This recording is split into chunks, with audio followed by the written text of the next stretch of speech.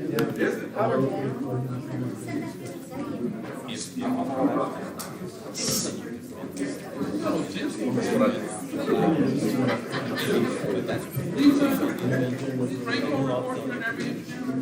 on there.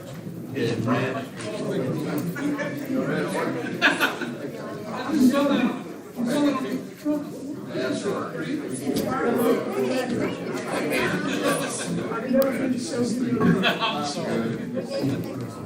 Oh, you did?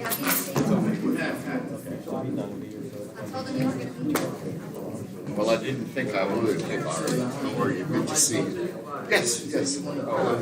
Yeah, I never win a damn thing. What'd you win? Basket. Oh. I told him just donate it the next go. For his. They gotta do all those.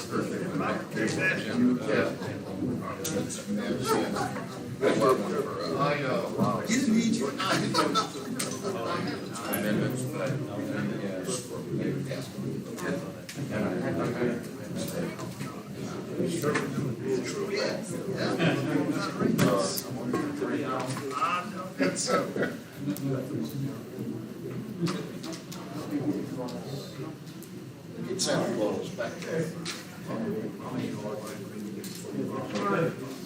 Let's go, Mr. Fritter, Public Works. Thank you, Mayor. I'd like to call to order the Public Works Committee.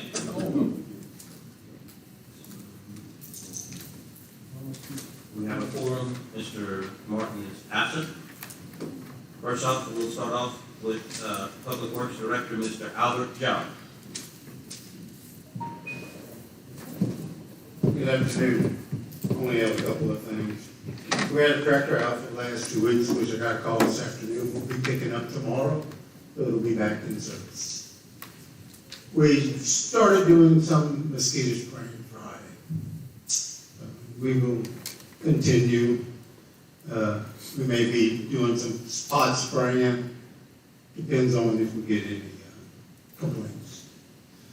It happened that Friday night. We had a request from the Recreation Department, and there was a function going on, so we went ahead and sprayed the whole zone. And then last night we sprayed the zone. Tomorrow night, if we get out, we're going to spray the third zone, and that'll give us the coverage for the week. I'm really not seeing a whole lot of mosquitoes. You know, they're spotty. So, that's all I got. Any questions? Anybody having any problem with mosquitoes or anything else for Mr. John? I think you hit the mosquitoes when they did come out. I'm trying. Yes, well. Thank you, Mr. Albert. Thank you. Next up, Street Commissioner, Mr. Gilbert Ozane. Mr. Craig, Mr. Gilbert couldn't make it. He just reported that everything is pretty much the same as last month. Cutting grass, cleaning out, doing the things that I'm doing. Sounds good. All right. And next up, we'll have the city engineer, Mr. Tim Baker. Thank you, Mr. Chairman. I have some action items in the committee. First item being on page 3 of my engineer's report. I have some numbers to fill in there, if y'all are ready. You see where I have the bold B in the left margin. What we are reporting now in June, the construction contract final inspection was held on May 5th. We're going to present partial payment estimate number 22 in a moment. Also, the final contract change order and the resolution of termination. Partial payment number 22 has the total value of work completed at, and here's the number, $4,502,574.32. 4502574.32. We will withhold the amount of, this is the next one, $225,128.72. It's 225,128.72. That will be withheld for labor and material liens only. We will not need to hold anything at all for the punch list. We expect that by next Wednesday, when you will act on it, that the punch list will be minor and it'll all be taken care of. Avenue G was open for traffic, it's unofficially. Yes. But it is now operating as it always did over the better bridge. Going on to action requested, item 1, we would like you to approve partial payment estimate number 22 to Southern Constructors for the citywide drainage improvements project in the amount of $117,600.25. That's 117,600.25. I'll make that motion to forward it to the full council as read. Seconded by Mr. Wilridge. Discussion? All in favor? Aye. Opposed? Motion carried. Thank you. Item 2, the administrative change order. We would ask that you approve the final contract change order, which is going to be change order number 6 to Southern Constructors for that project. That will be to adjust final contract time to the actual contract time that was required, and to adjust contract quantities to final constructed quantities. The previously approved contract amount of already $4,427,838.80. That's 4,427,838.80 will be adjused by an increase of $74,735.52. That's 74735.52. So that the final contract price will be the number I gave you previously, $4,502,574.32.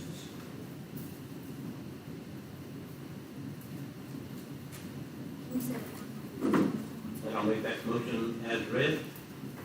That's $4,502,574.32. That's the same number as up in item number, I'm sorry, in June. Seconded by Mr. Core. Discussion? All in favor? Aye. Opposed? Motion carried. Okay, number 3 is a resolution termination I'm going to give out. Take one of this again. This is the resolution termination on the contract.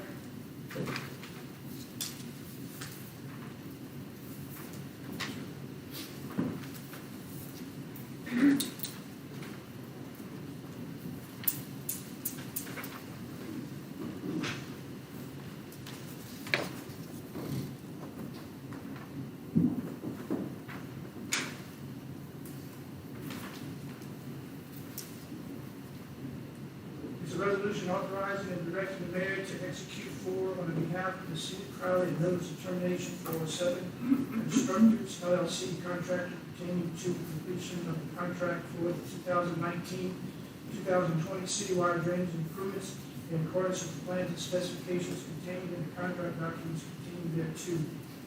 Whereas the final inspection of the above reference project was performed on May 5th, 2022, and incomplete work items were identified in the attached punch list have been completed.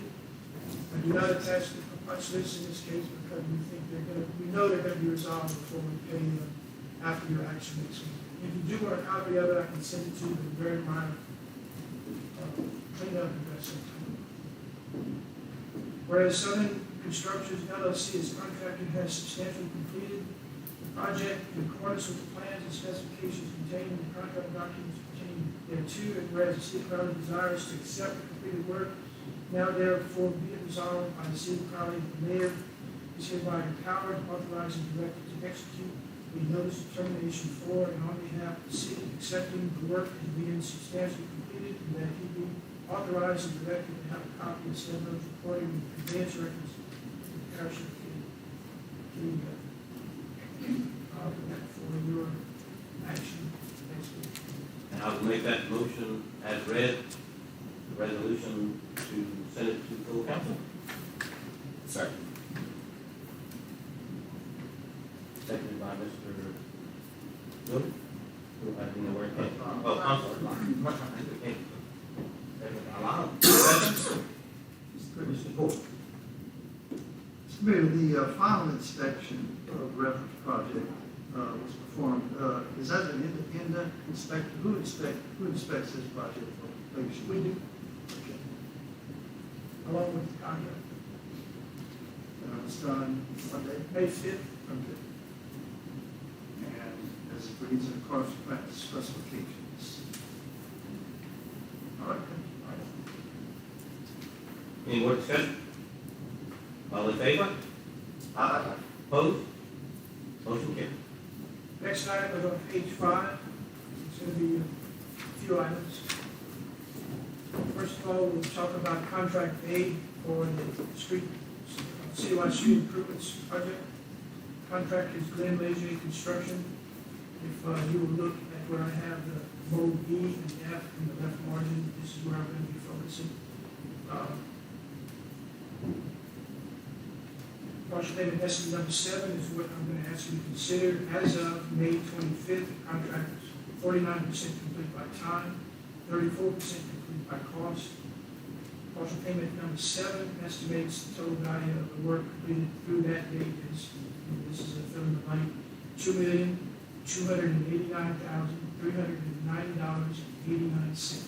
That's 2289390.89. The amount of $114,469.54, that's 114,469.54, is withheld for liens. And so the total amount due is $82,001.13, 82001.03. So I am asking you to approve that partial payment estimate in that amount, $82,001.13. Motion is read. Seconded by Mr. Wilbur. Discussion? Mrs. Stringfellow? Thank you, Jay. Can you, Mr. Mayor, can you name those percentages again? 45% and what was the complete? That's 49% by time and 34% by cost. Okay. Mr. Cavell? Nothing. I did have a question, Mr. Baker. When it says on the plans, the finished surface of new asphalt shall not be greater than 1.5 inches above the curb and gutter measured at the edge of the asphalt, or such thickness will be exceeded, the contractor shall mill or cold plane the existing surface as shown on the next sheet. Can you explain to us what that means? What you read. Well, would you agree that that's not happening? Or should it read something to the effect that it's that way except when it's not? I don't know. I mean, I know it's not that way because I took my measurement. I went out there with a level and a tape measure and it far exceeds 1.5 inches in many spots. So can you explain that to us why it's like I that? never denied that it wasn't exactly 1.5 inches everywhere. I told you in a report last month when I thought about it. What you're reading from is a typical section. Typical meaning this is what we're striving for. It's never going to be precisely 1.5 inches. It might be less, it might be more. And you don't think that the more is in a condition that sets a problem.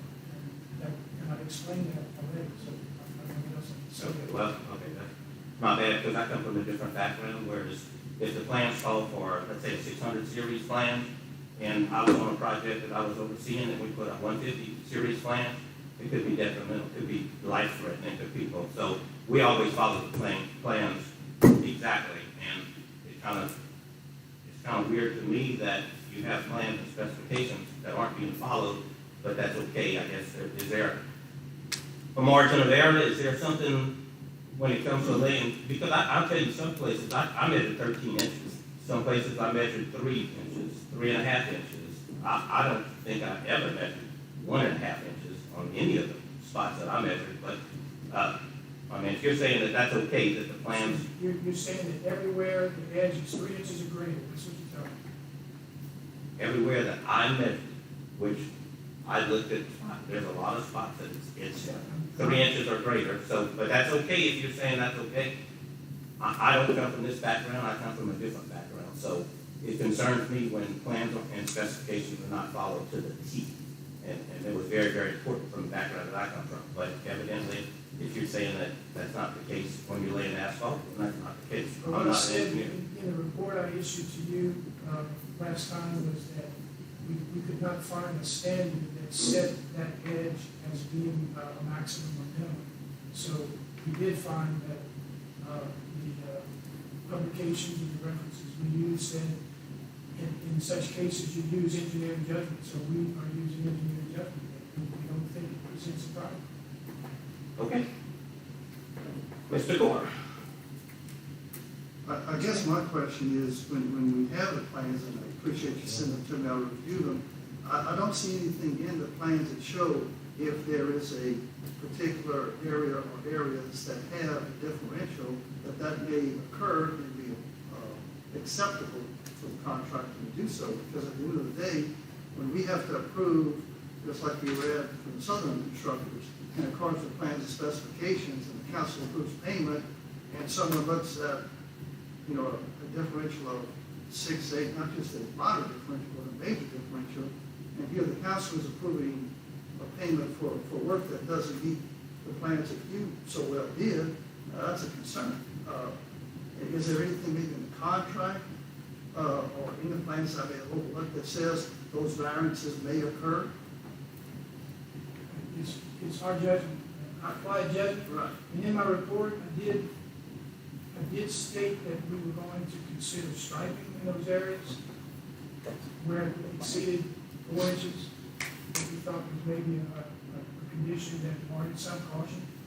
And so we did plan to do something about it, but we didn't think it was worthwhile or even a good idea to go and mill it, because if you mill it, what you're going to get is a very raw-looking finished product. Sure, I certainly don't want them to go back and mill down. I think, if you do something, you have to redo it. But with that said, if that's the situation for what's been done, we still have areas of curb and gutter that need to be resurfaced.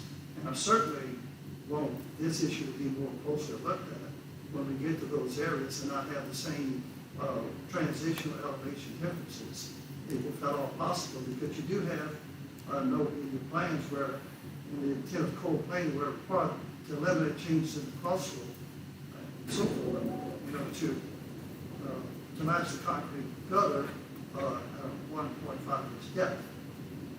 So, hopefully that the contractor will get some feedback from what we're feeling and convey it through. That has happened. We sat down with the contractor and 2 of his boots on the ground twice since this issue came up, and we asked him to address this in the streets they're going to be doing. I'll be back in. Is it strength up? Thank you, Chair. Mr. Mayor, do you know if they cleaned up yet, or on that street that we had been talking about? Or another spot. Right. My understanding is that they have, and I tried to get you on Thursday, Friday, and didn't get an answer. You didn't call me back because you had seen it. Yeah, well, no, I did. I saw that it wasn't done, and I tried to get you, but we kept missing each other. I'll look at it again, I think it's still undone. Yes, it was, as, I think Thursday, it was not, so, okay, thank you. Any other discussion? All in favor? Aye. Opposed? Motion carried. So we're going to contract B, which is designated by the low G and J in the left margin. Partial payment number 1 is what we're looking at for contract B. As of May 25th, contract was 9% complete by time, 16% complete by cost. So this partial payment number 1 has a total value of work done through that date as $1,569,337.04. That's 1569337.04. The amount of $78,466.85 is being withheld for retainage for material and labor needs. So the total amount due is $1,409,870.19. That's $1,490,870.19. And the council action requested is to approve partial payment estimate number 1 in the amount of $1,490,870.19. Make the motion as read. Second. Second by Mr. Core. Discussion. Mrs. Stringfellow. Thank you, Jim. Mr. Mayor, do you know if Willow Oak is on contract pay or? I'm sorry, B. Okay, was that an error when they started that the other day? They started on that street, Error? What would be the error? that they weren't supposed to start on that street yet? It's in contract B, and they are working on both contracts. Okay. Both contracts are active now. They are. So they're not gonna finish contract A first and then, No, but last month we extended contractor's time on A. We made the deadline on both A and B the same, January 26th. So they are liberty now to work where they want to work in the city. okay, And we didn't manage where they worked in either contract. They decided where to go from the start to finish.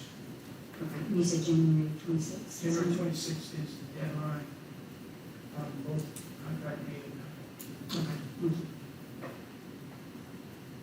Any more discussion? All in favor? Aye. Opposed? Motion carried. Next item is on page 6, and these are going to be the contracts for material purchases for September 1st through February 28th, and for labor and equipment for general construction work. The first is item K, where I have K in the left margin. We're asking you to adopt a resolution. I'm going to give you both of these resolutions for both K and L.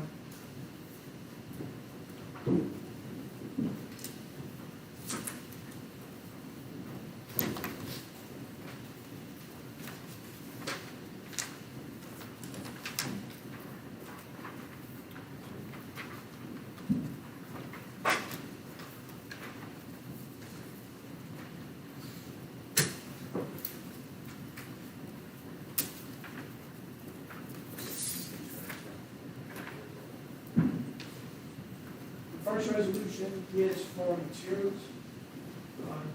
Quite simply, we're asking you to adopt it, authorizing the preparation of specifications and ready for bids for the September 2022 through February 2023 material purchases.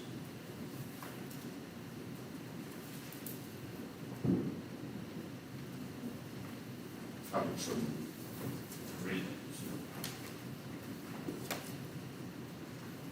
I'll second that. Motion by Mr. Coleman, second by myself. Discussion? All in favor? Aye. Opposed? Motion carried. Second resolution is at M in the left margin, and we're asking to adopt that second resolution that I just handed out, which would extend the Habits Builders contract for another 6 months to February 28, 2023. The resolution, I'll read it because it justifies what I'm doing. It's different than the first one. The first one was kind of routine on materials. So the resolution is authorizing an extension of the existing contract with EL Habits through February 28, 2023 for the fiscal year 2020-2023 labor and equipment contract. Whereas the existing contract with EL Habits was competitively bid in July and August of 2020, whereas the low bid of a $1,700 daily rate was less than half that of each of the other 3 bids received at that time, and those were $3,500 a day, $3,680 a day, $4,500 a day. And whereas for that reason, the contract with Habits was first extended for the period of March 1st, 2021 through August 31st, 2021, extended again for the period of September 1st, 2021 through February 28th, 2022, and extended again for the period of March 1, 2022 through August 31st, 2022. And whereas current construction market conditions are experiencing significant inflationary increases and are expected to bring a significantly higher daily rate than $1,700 per day, and taking new bids at this time will likely lead to much higher overall bids. And whereas the mayor and council wish to avoid the cost of preparing specifications in the bid process, the likelihood that new bid prices will be significantly higher than the existing daily rate of $1,700. Now therefore be it resolved by the mayor and board of aldermen of the city of Crowley that Yale House Builders existing contract for fiscal year 2020 to 2021 labor and equipment contract as modified by change orders 1, 2, and 3 is hereby extended through February 28, 2023. Also move. Second. Moved by, Brad, seconded by Mr. Halpern. Discussion? Mr. Cavett. Tim, are we restricted to 6 months? Meaning, could it be extended more than 6 months? I didn't think of that. I could ask the contractor if he's willing to extend it beyond that. I mean, myself knowing the pricing that we can expect next year, I think we're not going to do anything better if we send enough to rebid. He happens to say, no, we didn't send enough to rebid. I can ask. I was surprised that he didn't Right. give up this time and say, let's get it. But he didn't. I think he wants to take the chance of not getting it. So it's, Trying to be into the country. we'll see. So I'll ask him, and then I'll come back Wednesday. If he's willing to extend it for 12 months, then Right. that's what I'll bring to you. That's a good question to ask. You can't lose by asking. Right. All right. Thank you. Any more discussion? All in favor? Aye. Opposed? Okay. That concludes my action items. I'll be happy to answer questions now or later that you have on any of the other items that I asked for no action. All right, thank you, Mr. Mayor. Thank you. All right, any other discussion items for the Public Works Committee? Then the Public Works Committee present. Thank you, Mr. Gregory. Next is Utility Committee. Mr. Martin, Mr. Reggie. Thank you, Mayor. Besides Alderman Martin and all of our present, under reports, we'll talk to Tim Crater.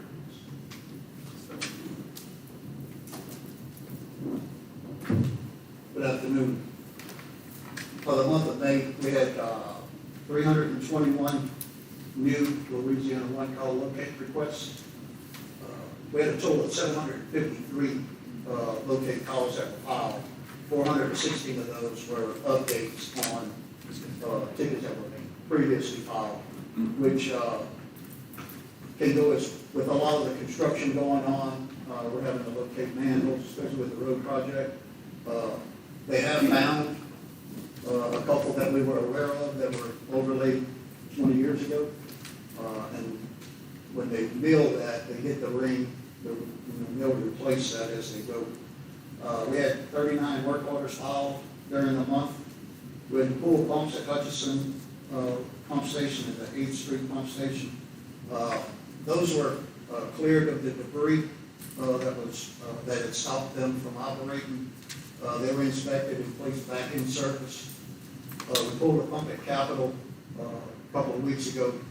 We cleared it when we went to kick it back on. It did not operate properly.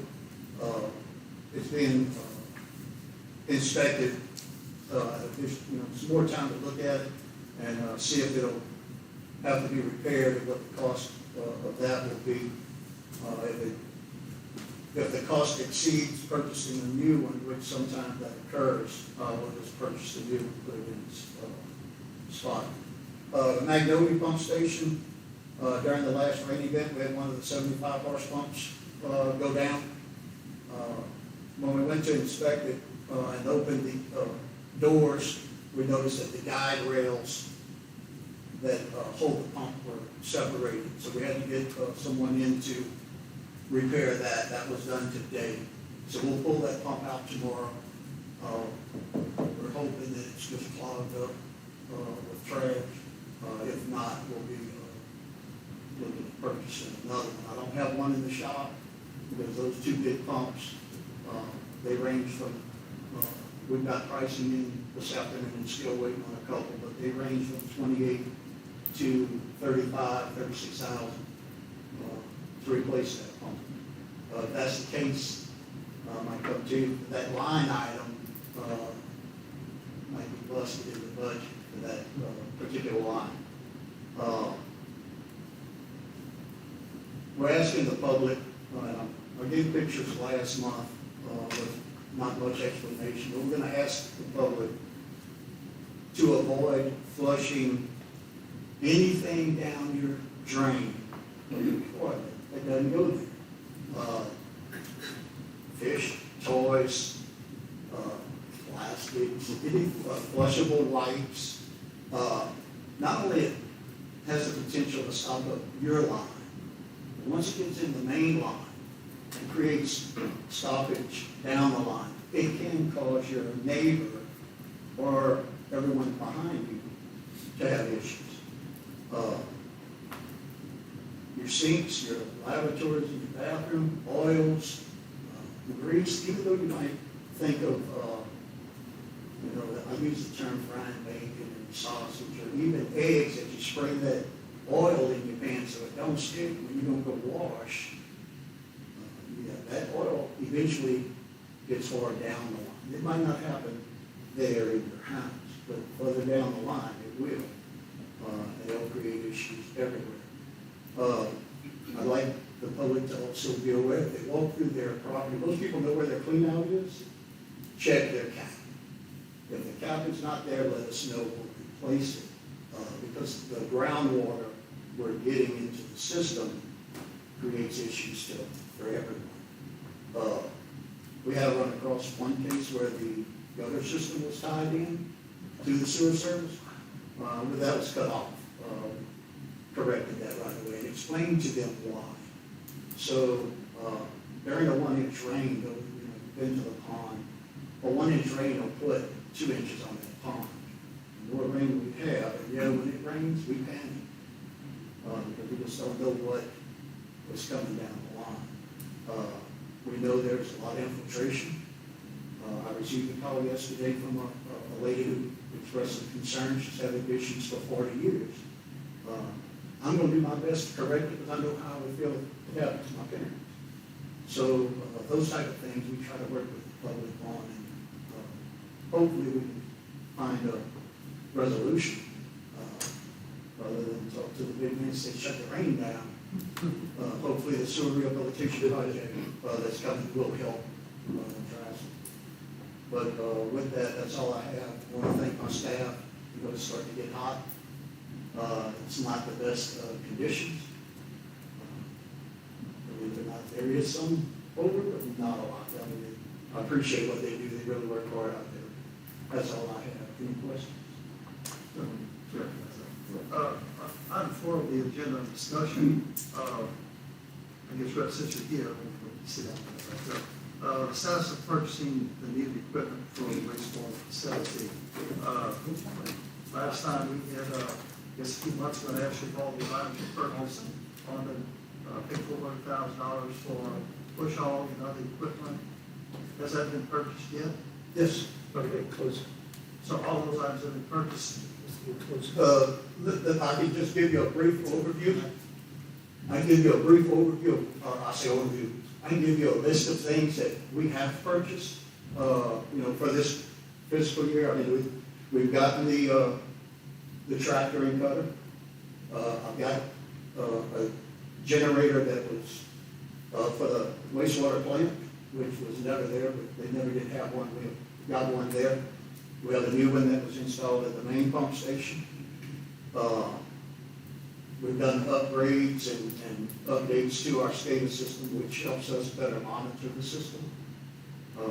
And basically have better control of it in our hands wherever we're at. We bought, other than the 75 horse that was listed on that list, all of those have been purchased. Whether they've been put in a hole, most of them have. We purchased, put them in. We have talked about increasing pump size at the Oddfellow station from 5 to 7.5. I do have a 7.5 in there now. The 5 is running fine. We're not going to pull it out. We are going to be shopping for prices for another 7.5. We know that we'll have an additional flow once the USDA building opens. Fizos, we already know what their flow is, probably a little increase, but not much. Once the Steinless building has tenants, then we'll know we'll have that little bit of flow coming in. Harvest Trace.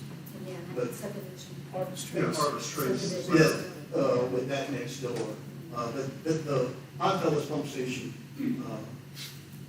was built with those things in mind. Just because increase in pump size, and we think 7.5 will be able to handle that.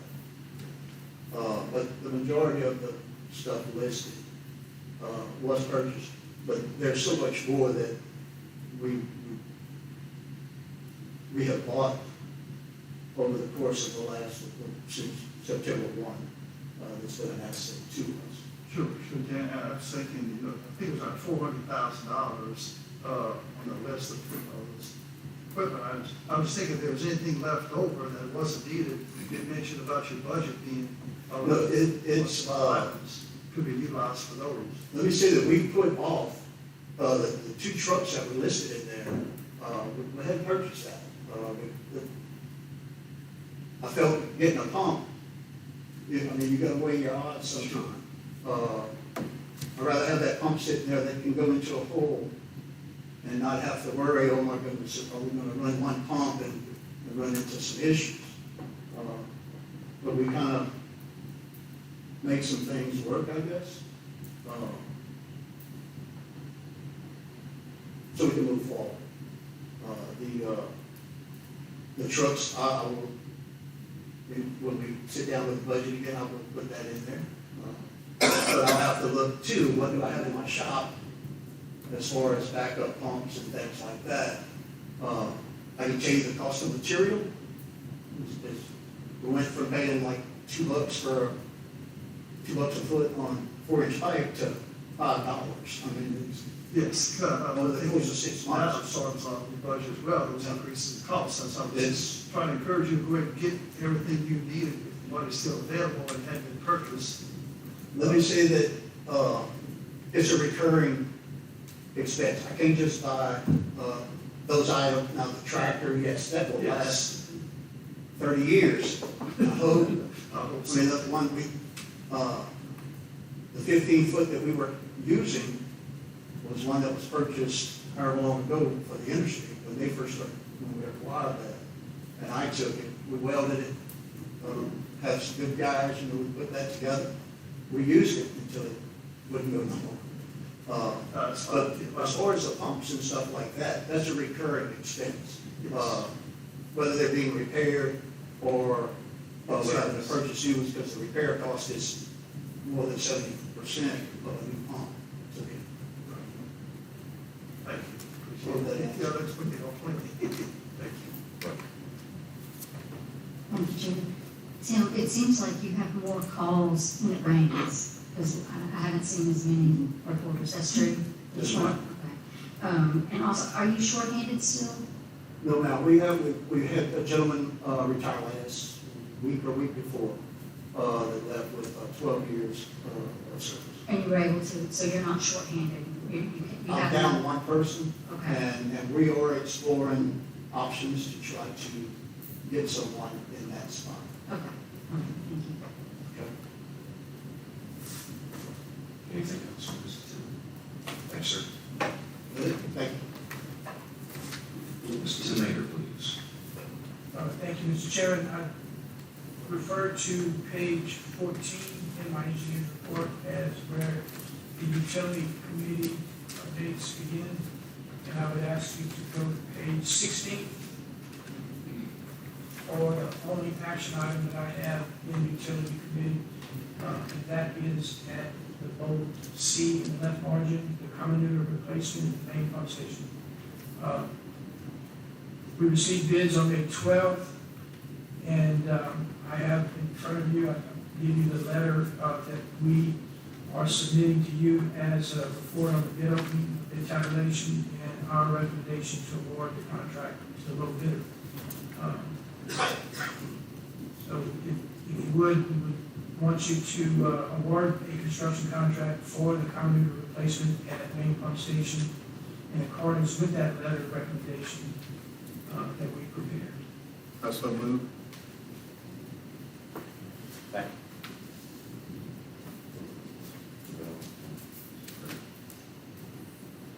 I'm the only one who has a question right now, I guess. Mayor, would this come out of the sewer user fee? Or that comes out of the, Comes out of that loan, SRF. At the top of that paragraph there, just so you have that in mind later, if you want to go back to it, is we have a capital outlay grant, and the bond commission had approved a cash line of credit for the project in the amount of $405,000. And then the balance that we're going to need to complete the project will come out of the state revolving fund loan program. So it's not going to come out directly out of budget. The loan though, you have to pay back the principal and interest on the loan, which you've been doing for many years. that's great. Yes, sir, Mr. Mayor. Okay, so the grant was for $405,000 and local was $135,000, which came up to $540,000. But now it's coming in at $433,000, so it's a savings of $106,600, less than what your projection was. Is that right? That's on page 27 of your report.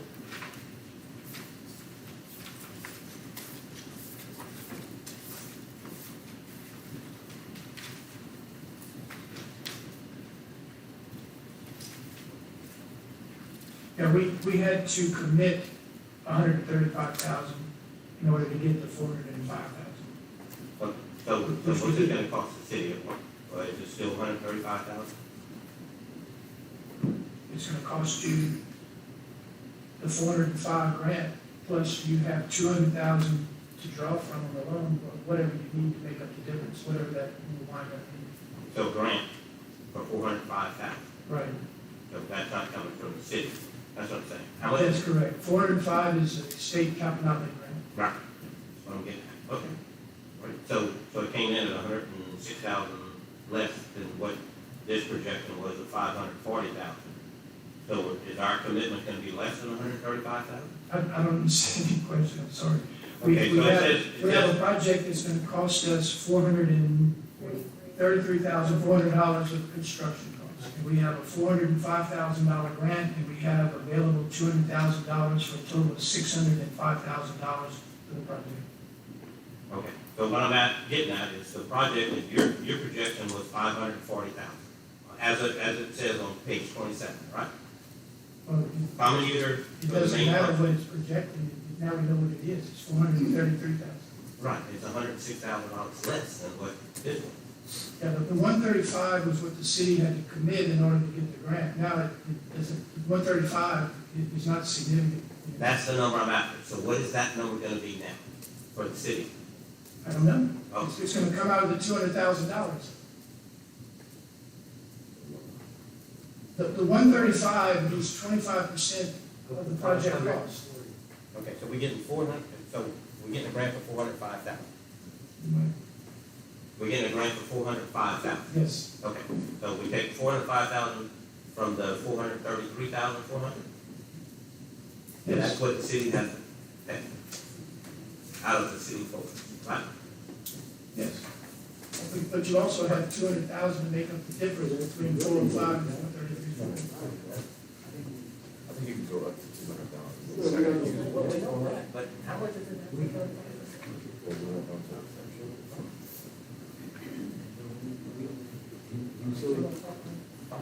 $540,000 is what it was going to cost. Now it's only $4. Well, they weren't sure, so they overshot it. But that's what it's gonna be. And that's going to be that. We're getting $405,000 grant. Correct. So we just make the difference. Correct. But we They go look up, very low, we go up to 200. which is $30,000. About. Okay, we're all good?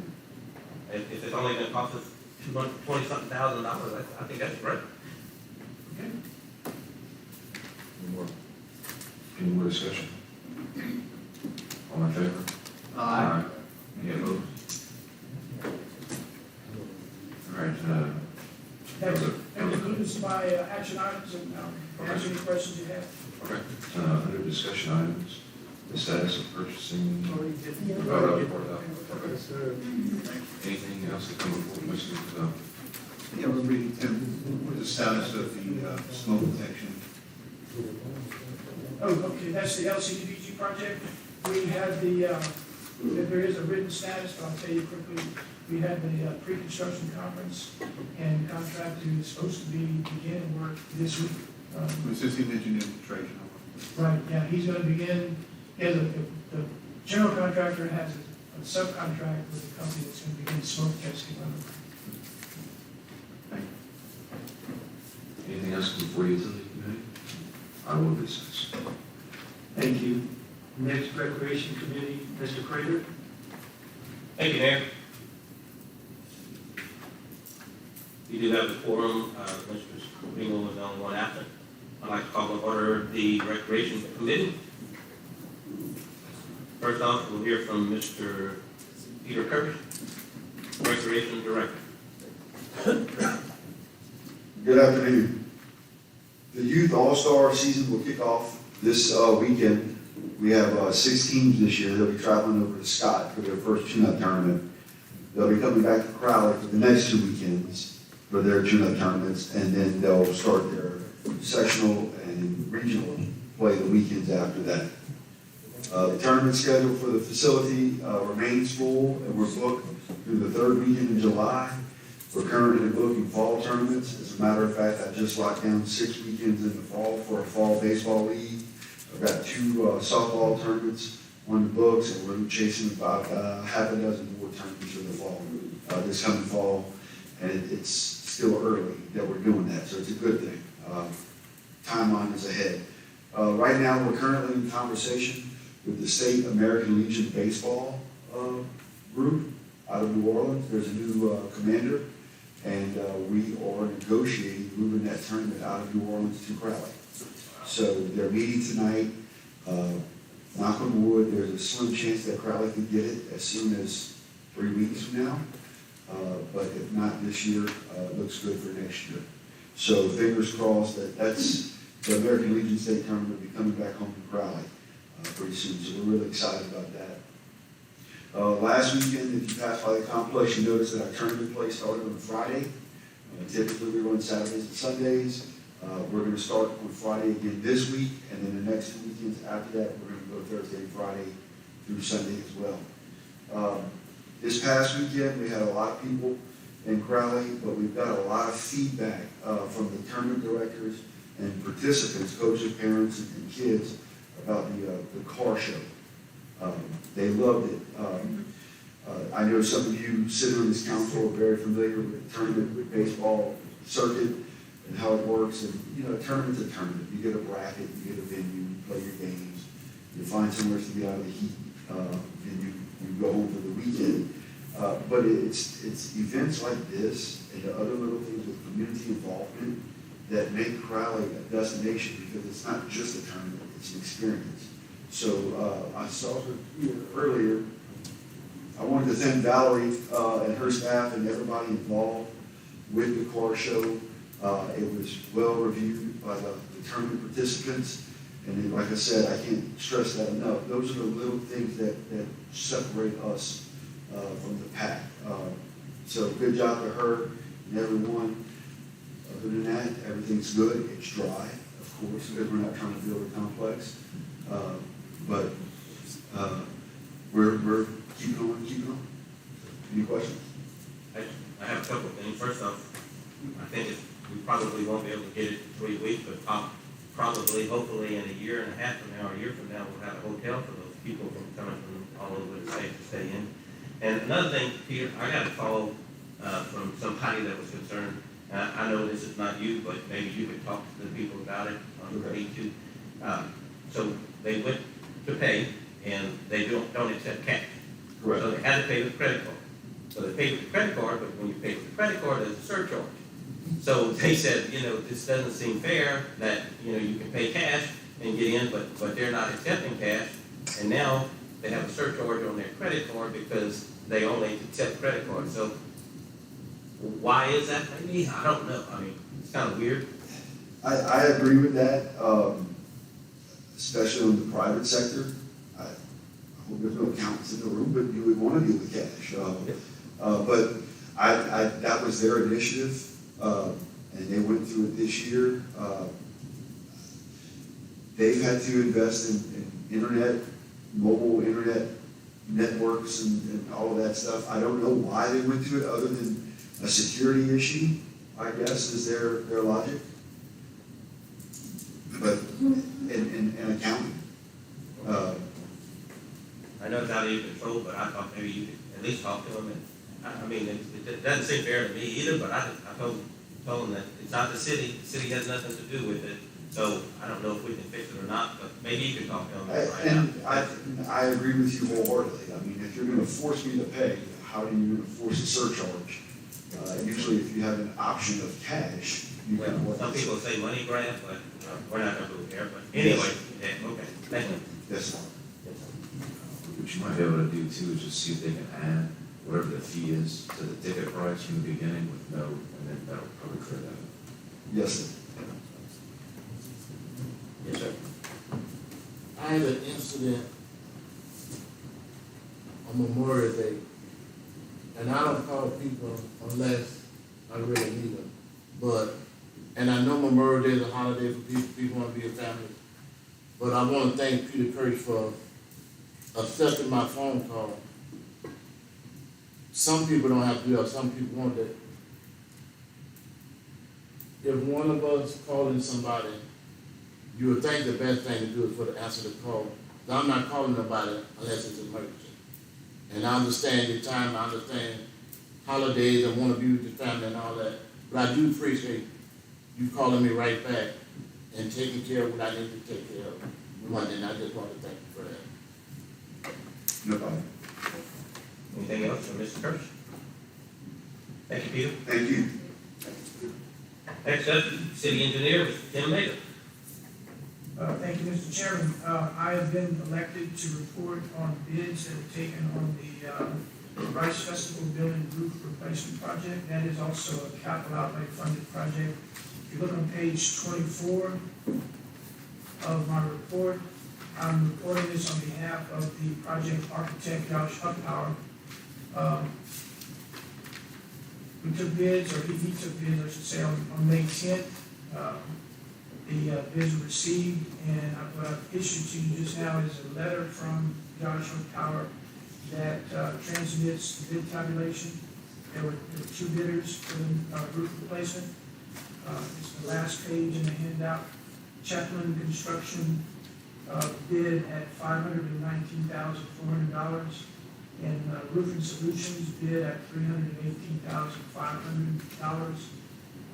Mr. Huckpower in the letter is recommending that you award the contract to that low bidder in the amount of $318,500. No.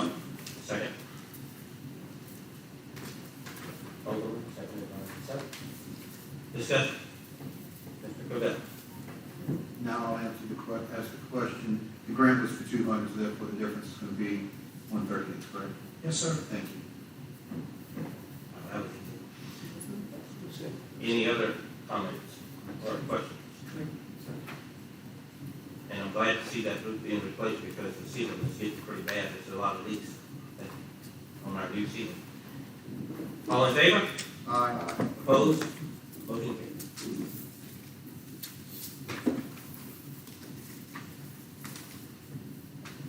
That's all you have? Thank you. Is there any other discussion items come before the recreation committee? And the committee reasons. Thank you for filling in. Next, zoning and annexation, Mr. Alderman. Zoning annexation will convene. We do have a quorum, but I would like to set forth and amend the agenda for an action item, if I may. Yes, and what is that, Mr. Alderman? It's just dealing with Miss Alicia Pruitt, who's attempting to obtain a conditional use permit. Okay. And I believe she's here. Are you here, Ms. Pruitt? Can I come up to the mic? Okay. Planning Commission met yesterday and provided a favorable recommendation. I don't have anything from the Planning Commission, but It's my understanding that it was a favorable recommendation, and I would just like to present it to the committee, this evening. All right, so that way we can amend this agenda. Let's see who's here, Mr. Fogelman, Mr. Martin's absent, Mr. Reggie, Ms. Stringfellow, and Mr. Primo. That's three of us. Okay, that's one, that's four. So if I could get a show of hands. There's three. I'm sorry, there's three. That's all we need is three. That's a quorum. So we have Mr. Fogelman, Mr. Reggie, and Ms. Stringfellow. I need a show of hands, please, and please respond yes or no. Mr. Reggie? Yes. Ms. Stringfellow? Okay, thank you very much. It is amended. All in favor? Aye. Opposed? Thank you. I would ask Ms. Pruitt to basically kind of explain what she, is attempting to do, and I do believe the location is 514 West Northern. Yes. My name's Alicia Pruitt. I'm an owner of Cornerstone Stability, and I'm currently working within the city of Crowley as a mobile physical therapy, wellness, and Pilates business. My desire is to use a family home where my grandmother used to reside at 514 West Northern to create a wellness studio with individualized care between a session of one client versus a smaller group up to 4 people at a time, to create that individualized care of set for their goals to where people don't get injured, and we can just really tune into what their desires are. Part of the reason why I like to use the home is so that it can feel like home for the clients and feel like a safe, encouraging place to make better decisions, to have a better life. Right now, with the mobile services, there are some people who are very interested, but they are like, I'm not too sure about you coming to my house. I'm not too sure how that's going to work. If you had a location, that I would be ready to go there. I am a physical therapist. I've recently been certified in full-star Pilates training, and I'm preparing to sit for the National Pilates exam.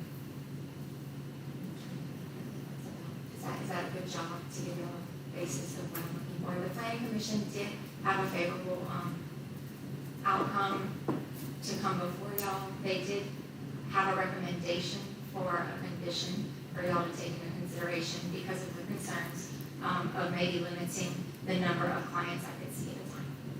And So Mr. Fogelman, if you could, would you offer a motion I would present a motion to consider? issue the conditional use permit with regard to what it is Ms. Pruitt desires. Along with a favorable recommendation from? Yes, of course. And I need somebody to second it, and you can open it for discussion. Mr. Reggie, second by Mr. Reggie. Anybody have, yes, sir. So it would be like you go from residential 2 or 3 to commercial 1, No. It doesn't get rezoned, it just enables Ms. Pruitt to utilize the facility for her purposes only. If she vacates it, it goes away. Glenn? I actually attended that meeting last night, and I think the stipulation was no more than 4 clients at a time. So that's what the recommendation from the commission was. I know you don't have anything, so. I can amend my motion with the maximum of 4 at a time. But I think it does cover the conditional use, though. Yes. Thank you, Chair. Ms. Pruitt, do you know your hours or that you would operate? so right now, I am operating based on the time that works for the client. And I kind of spoke to this yesterday in terms of it's not necessarily going to be really early or really late, but at the same time, the hours would need to be past people's working hours. So it's not just going to be like an 8 to 5, because some people get off at work at 5 and they might want to class at 5:30 or 6. But in the same way that other people don't necessarily want to work past 5, there will be limits in terms of how much I am able to be there. Thank you. And will you be teaching classes, like Pilates classes there, or will it be individual? So both. Some people prefer to have one person within the class, just to encourage and motivate them. Some people prefer to do it by themselves. I am not comfortable with more than 4 at a time, just because of the type of services that I want to provide. I don't want people to be injured, and I want to give more specific interaction to their desires and goals. And when the classes, when you think about group classes, whatever our mindset is, we think of these different experiences where there's a lot of music, there's a lot of activity, there's possibly 30 people in a class, and that is not the overall experience that I would like people to have. I want them to feel like it's a close-knit core group, that they have support to have what they need. I'd just like to say, I was at the meeting last night as well, and there were some concerns with some people that live around the area. I love the business model and would like to, possibly be a patient or client one day, but I'm not certain about that area. And I want to explain to everyone that if it does pass tonight, then it just goes to our full council next week. It's not a done deal if it passes tonight, so. I would just supplement that with go pass by on a Friday evening of the football game and see what you have. Jeff, if you'd like to say something. I can concur with it right there. Give us the typical experience. I mean, I'm back in the days of aerobics, so where you got the boom, boom, boom. Are we experiencing that? Is it gonna be, No, flashing sir. lights and the like? Nope. I have no idea, so if you could explain. Part of the basis for Pilates, if we're just going to talk about, wellness is, this whole concept is wellness preventative. It's to make better decisions, to be more in control and responsible of our own health and our decisions, and not just rely on someone else telling us what to do. And the basis of Pilates is mind, body, and soul. So, there's decisions of nutrition, massage, exercise, spiritual aspects. There's all of that that's part of wellness. So when I'm instructing in Pilates, a lot of it is just getting the person to focus on their breath, focus on their movement. Some of that's done in what we call mat work, which is just on the floor. There's also different pieces of equipment that can be utilized, but those pieces of equipment are also just being controlled by the human body. So it's not a lot of noise, it's not a lot of, I like for people to focus on their movement because it's all about your mind controlling your body. So distractions with music and other things isn't necessarily the best interest for the session. So I usually just start with getting people to check in, figure out what's going on, because every day's a new day. When you get out of bed, it might feel completely different than when you got out of bed yesterday. So I like for people to check in. If you've had a stressful day, then it's going to change things there as well. So after that, just moving through different exercises to warm up the body and then gain control throughout all the different types of exercises and positions. Because, we move in all different ways throughout the day, whether it be on our hands and knees if we're trying to get something, or reaching up for something, standing, trying to get our balance, or standing on one leg. So it's all of those different positions with that whole concept of mind, body, and soul being into. Okay. Follow-up question. How long is your typical session, and how late will you plan to be insert, if you need and open? Typical session, I guarantee 50 minutes with the client, but I schedule an hour session. And in terms of times, like right now, I have seen somebody in their home at 7 o'clock, but that's what worked for their schedule. I personally do not want to work that late, but at the same time, I'm working with what I have in order to help. So roughly by 9 o'clock, you're done? So, yes, at the latest, I think I've been at 8:30 in someone's home, but it's been a unique situation. Thank you. Any other? Thank you, Chair. Do you live at the location? I do not, I live at 217 Keller Street. Yes, sir. If I may, isn't that I see father and mother here? It's Mr. Albert's house? Yes, sir. The second home, it's the house that my grandmother grew up in, and they actually, my grandfather, Albert and Joanna Lee, lived in the house at 524 for most of the time, and she had piano lessons in that home. And then she convinced him to renovate her childhood home next door at 514, and they moved into that home. So I was asked last night by the commission if she had lessons in that home, and I couldn't with 100% accuracy's sake, because I don't know all the parts of my grandmother's life, but she did teach so very late age. I was one of the students. Yeah. 60 years ago. Yeah. Well, and so, I took lessons, but I didn't learn. well, in the midst of that, I will say, so I know that there was concern about traffic, and I know you already spoke about football games, but our current census in the town today is not the same as it was 20 years ago. It is less now. So not that that is a huge thing. I mean, one of the reasons why I want to be here in Crowley and stick with my home roots is because I see great potential for things here, and you can only make things better if you stay to make them better. And I think that this would be great for our citizens, so where they don't have to drive 45 minutes to Lafayette to get this experience. And this option. I gotta say, it was not her fault that I didn't learn. I understand as being a teacher. Sometimes I can repeat myself and people don't listen. Right.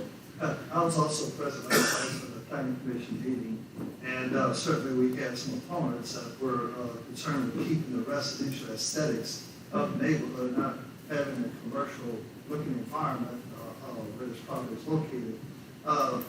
Is there sufficient driveway area now for, let's say, if you had 4 clients at a time, that they can park in the driveway without parking in the front yard, like to have the commercial appearance of a lot of cars parked in front of the house, but it shouldn't be in a normal residential setting, if you could keep those in mind with the existing driveway? So the driveway is long enough to have that many vehicles in it, and there's also where there was a garage on the back side of the property behind the home. But at the same time, even when my grandparents lived there and they were raising my cousins, because my aunt passed away, they would park in the front of the home. So it's a normal, because there were always 2 to 4 cars there when they were in high school and all that as well. So without changing the current look of the property, even if people were on the front lawn, we wouldn't need to change it to adjust for those. And the only reason, I know you're asking about the driveway. Yes, the cars could fit back to back, but at the same time, that's not necessarily the best situation for people who need to get in and out. Right. And again, if it's still in keeping with how the residence was previously operating, and that continues, then there shouldn't be any change in the property curb appeals. Yes, sir. Thank you. Anything else, Kim? And I know we do have someone here in that neighborhood. Did you want to come up and maybe speak to it, or, okay? Would you like to come Good evening, and thank you for hearing. I am Jermaine Leonard's Rock. I know you wouldn't recognize my married name, but I was born here, I was raised here, I spent 2/3 of my life here, and I came back when I retired. So Crowley is my hometown and very important to me. And like I said, this is where I want to spend the rest of my life. I have several points for you to consider. I made a few points last night, more of a formal appeal. But these are just some things that came up to mind. Thank you. Last night especially, the commission wanted to make the point that this is conditional. Conditional, it's like it's temporary, like, don't worry about it. It'll be there and then it'll be gone. But the thing is, that's not the point of this, is what if it's conditional. It's the effect of these temporary permissions that may cause disruptions to those of us who live in the neighborhood. So, I don't know, we're supposed to hold our breath and hope that, things turn out the way things are envisioned. And we know that things always don't turn out the way that we think they're going to turn out. There's practical things that have to be fixed. Another point, if or what disruptions occur are unknown, since there's really no concrete plan, like a business plan, that, specifics. A few questions were asked last night. To me, the questions weren't answered very specifically. And I think a business shouldn't be like an offhand thing. You should have a plan. You should have all kind of contingencies in mind. What's going to come up? Do I need to do this and so forth? Another point, a business and a residential area have different goals. A business is there to grow and to make money.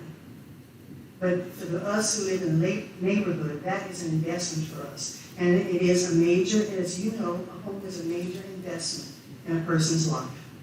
So that's an investment. I see in a business, a person can, at the end of the day, you close the door, you lock it, go home. But we live in the neighborhood. Like I said, that is our investment. We invest our time, our money, and it's not a one-time thing. It's continual. Keep up our property, mow the grass. This needs to be changed and so forth. Another point, they talked about, it sounds good, we'll limit the business to how many clients. But isn't that the purpose of a business is to grow and make money?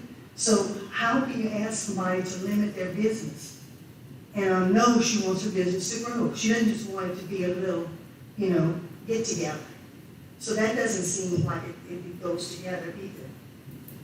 And I'm sure the 4 clients are not going to just be 4 a day. I'm thinking multiples of 4 at different times. So this brings me to the point that I made last night, is Northern Avenue. There's going to be more people added to a main thoroughfare in Crowley, a heavily trafficked corridor. And I drive it a couple times a day. I walk in that neighborhood, back and forth across Northern. And many times I don't use the crosswalks. I yield to traffic because it is a street, and that's where the cars belong.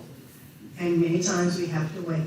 And as I said, 10 months out of the year, it is a challenge, especially in the afternoons, especially in the mornings. Buses, children, cars, parents driving here, there. It's a very chaotic situation in a certain way.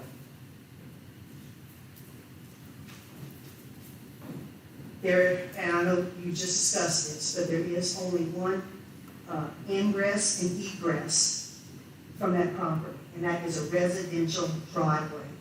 It's not a parking lot, double car entrance and so forth. There is no available street parking anyway, even if somebody wanted to park on the street. There's no shoulder. The ditch is made very steep. And it's for drainage, I understand. Northern was redone several years ago.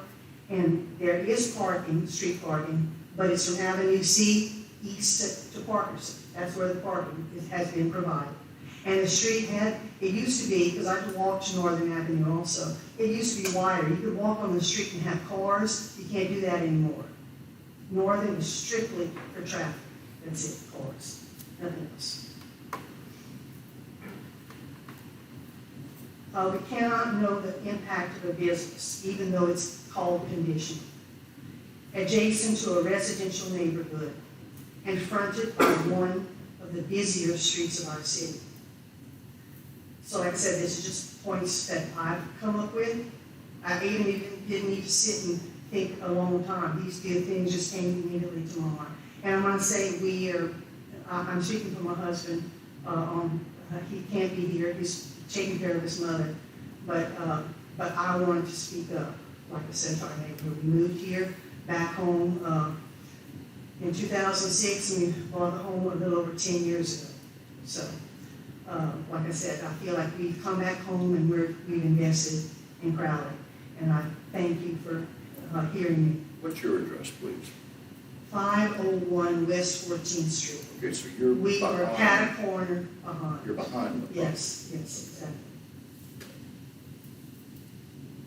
Yes, sir.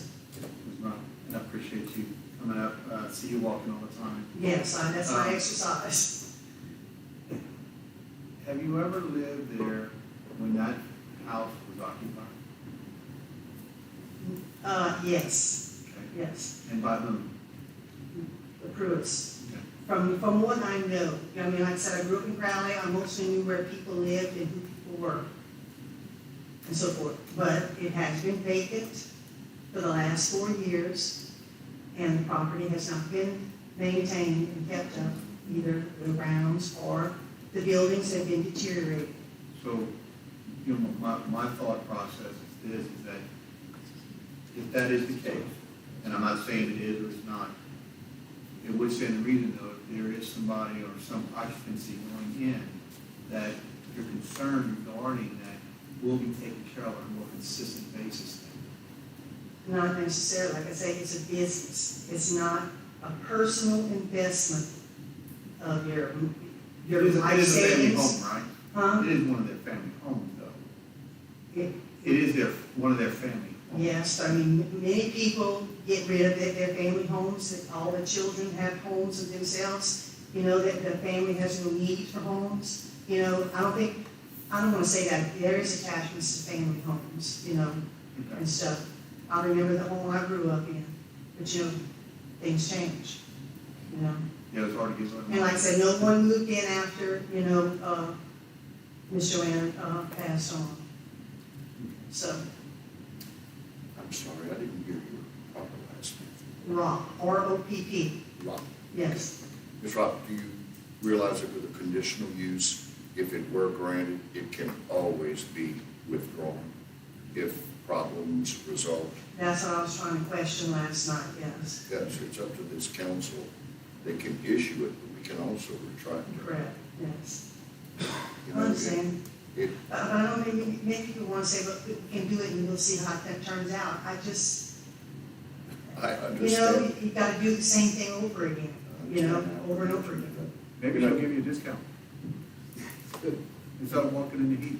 Huh? Instead of walking in the heat, she'll give you a discount. Any other Anybody else questions? have anything? Any of my points or, Anybody? No?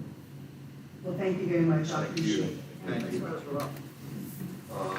I guess we're all in favor? Aye.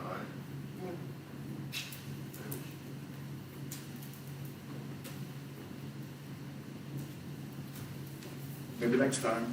It passed. 2-1. You have a quorum? Three, don't you? No, you have a three for, Yeah, but you four. want two. No, it does pass. Okay, It does pass. great. It does pass. Got it. All right, sorry, I'm confused. Yeah. Good, okay. Jim, do you have anything for us? No? Anybody have anything else they want to raise? Thank you. Next is public safety, Mr. Cole. Thank you, Mayor. I call to order the Public Safety Committee meeting, President of myself, Ron Willbridge, and Trina Pelley, and Stephen Primo and Vernon Martin are absent. Reports will begin with Chief of Police Jimmy Russo. Thank you, Mr. Chair. In the month of May, the Crowley Police Department responded to 895 calls for service, which included 2 attempted homicide calls, 11 attempted suicides, 1 attempted first-degree rape call, 9 illegal use of weapons calls, 41 thefts, 16 domestic abuse calls, and 12 thefts by shoplifting. I apologize that I don't have the numbers this month as far as traffic and TED. However, officers have been very extremely proactive lately regarding speeding and traffic offenses within the city, including parking and other violations. So they've been working rather steadily on that. With regards to staffing, we are still 5 down. However, we have 4 applicants to interview this week or next, so we'll see how that goes. And our investigations division has made 2 arrests in a completed homicide that took place earlier last month. In addition, they are very close to arrest in the shooting incident recently by Shady Oak Salt. That's all I've got. Any questions? Thank you, Chief. Thank you. Next we'll go to Fire Chief Louis Romero, who is out of town, and he will provide his report, I think, in this meeting. City Inspector Tony Duhon is absent, but he did email me his report, which I'll be happy to read. Code Enforcement made a report. Crowley Animal Control, 3 dead animal calls, 19 cat calls, 51 dog calls, 1 animal cruelty investigation, 1 dog bite, and 6 snake calls, 78 total calls. 13 dog and 13 cat take-ins, 2 citations, On the code enforcement violations, there were 30. There was an attachment to his email, I think the council members received it, community person, so. Permitting department, one demo permit at 1103 West 7th Street. 3 commercial permits, including Supreme Rice Mill, Akita Parish School Board for Tractor Supply. 4 sign permits, 2 swimming pool permits, 4 new home permits, 4 repair permits, 5 mechanical permits, 6 plumbing permits, 10 electrical permits, and 2 fence permits. 2 conditional use applications. Contact us if any further information is needed. Respectfully, Tony Duhon. Now we move to action items. We have an application, a new application for a 2022 beer and liquor license for Sharon's Grill located at 200 Fairway Drive, Suite D. 2022 Class A retail beer permit and a 2022 Class A retail liquor permit. And I salute.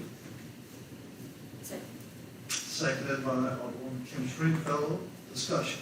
Chief, you reviewed the application. Yes, sir, and as noted, you'll notice at the bottom of the application that we did do a criminal history check on both subjects. Mr. Terry Francis and Ms. Sharon Francis, no record came up on either one of them. And what about calls for service at this location? I guess it's, they haven't had a, No, it's fairly new, opening, but, it's been a very reputable business. We've had no calls for service over there.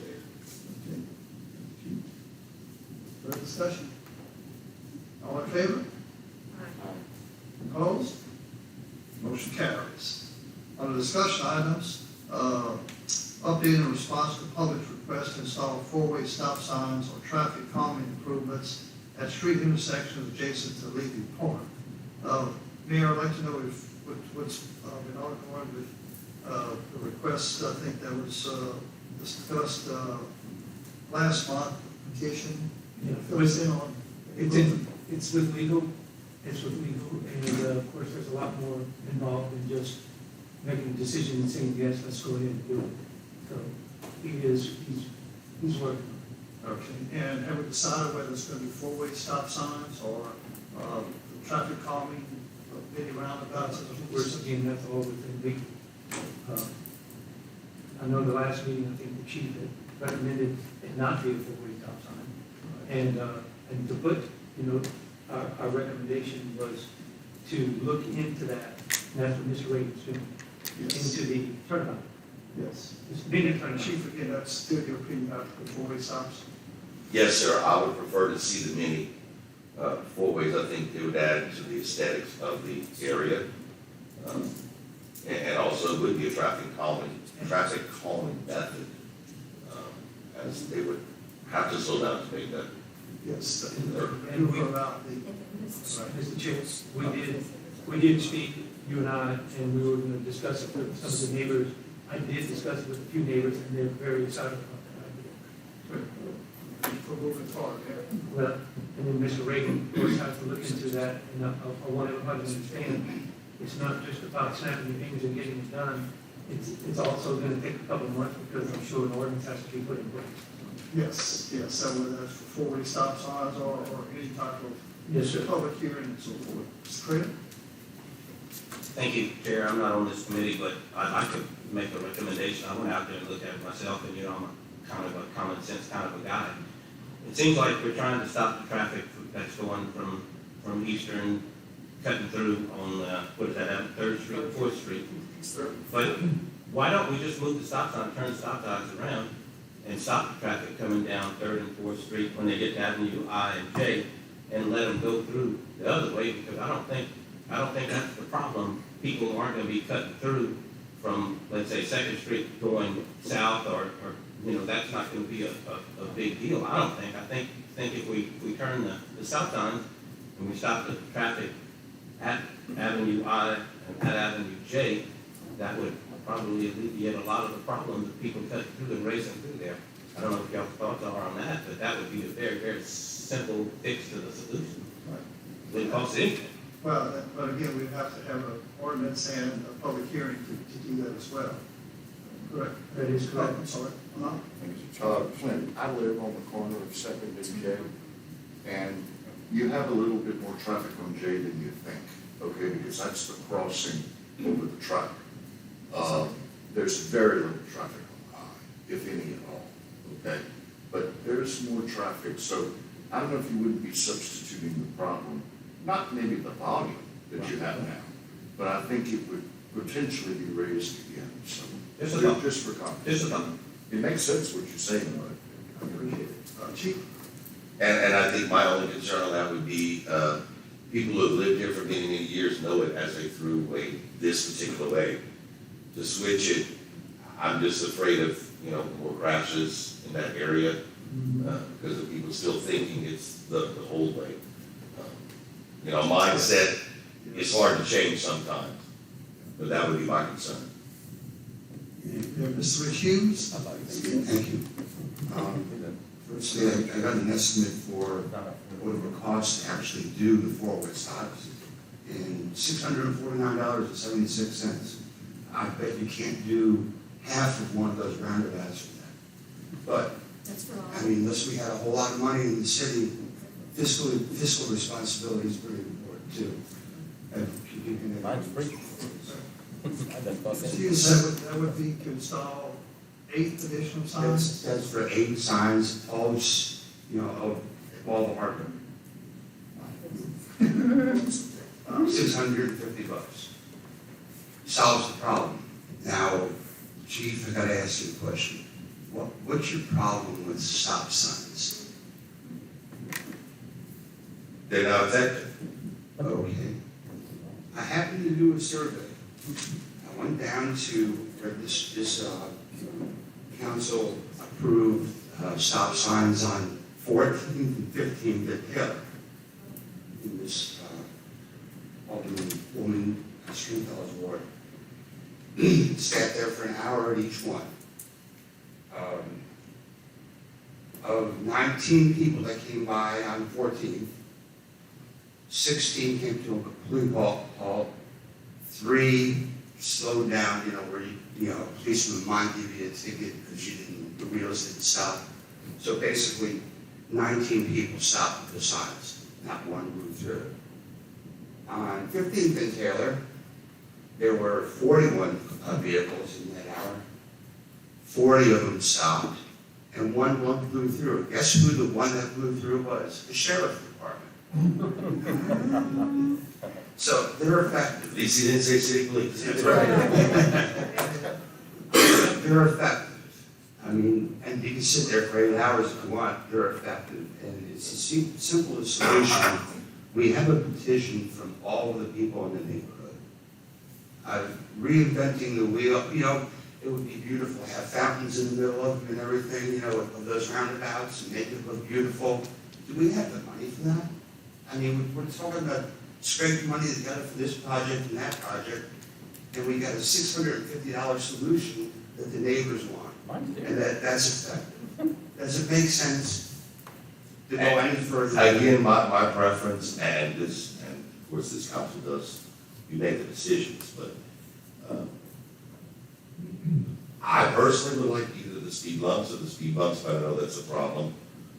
Even a grading, that's just, I just think, because a lot of it, and the ineffectiveness that I'm speaking of so much is people not recognizing, not seeing, are becoming complacent to where if there's something that kind of jogs the memory, or even the roundabout, you gotta slow down because you see that road just curving on you, I mean, I witness people even right here, and most of it is just, they've become, we actually ran up to them and gave them a ticket because they blown the stop sign right there in front of the police department with officers standing outside.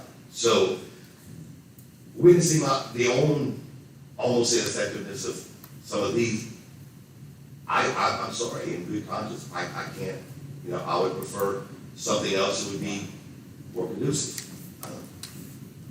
And I appreciate both the opinions, and as Mayor, as I gave you the brochure that was from the city of Austin, Texas, and they indicated that stop signs, are not the best solution. there are other calling methods. But nonetheless, I think we need to move forward with something in that regard, and hopefully we have action for next month's meeting. It would be really good if we can get something done before Rice Festival, because that road gets busy through there. Oh, it does. A lot of people. Thank you. Thank you, Mr. Hughes.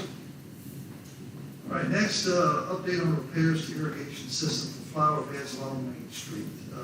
I've got an estimate, and I'm waiting on a couple more. Great.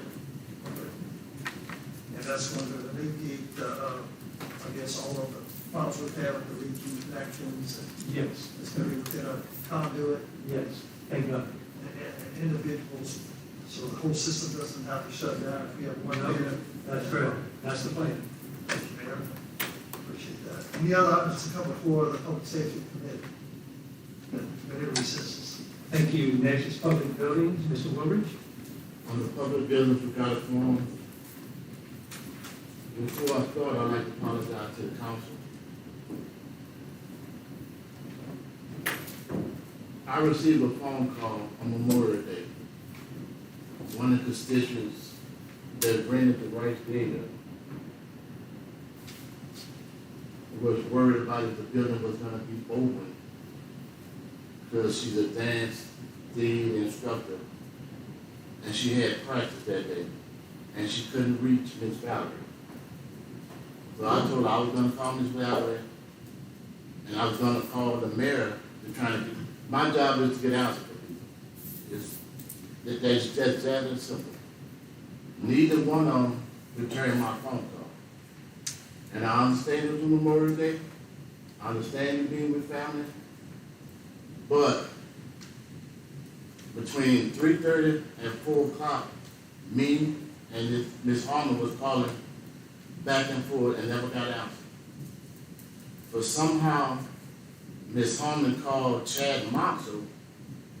Chad Marshall called Valerie, and she picked up the phone. And I don't care what y'all say, that's a slap in my face. That's the way I took it.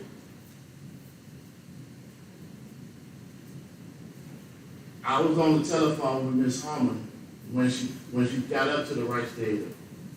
That was after 4 when she made it there. She's gonna tell the mayor she was calling me and she didn't get an answer. She didn't call me until she got to the Rice Theater. I told Miss Harmon I was gonna call Miss Valerie from my phone instead of getting Miss Harmon to give her the phone so I could talk to her. I called Miss Valerie from my phone. It was over 5 phone calls I made, over 5 voicemails I made, and she never returned my call. I asked her how she can answer Chad Marshall's call and not answer mine. That's what I asked her. Because the slap in my face. I don't care what none of y'all say. It is what it is, though. I bet if some of these councils right here would have called her, she'd answer the call. She wouldn't answer for us to, but she'd answer for y'all. It is what it is. I get a call yesterday, around 10:30, from the mayor, jumping on me, saying Valerie told him that I threatened her, and I told Valerie she worked for me. That's not even my character to say nothing like that. Because I'm not even, we city councils, but I know who the people for the city work for. I give them their respect for the position. I understand that. But ain't nobody gonna holler at me and tell me what I did. And I understand him taking up for his employees, but before you take up for them, you need to get both sides of the story. I asked him to have Valerie here tonight. He said no. He wanted me to go meet him in his office, and I wasn't gonna do that. If we're gonna talk, let's talk about it tonight. Valerie was here. You didn't keep her here.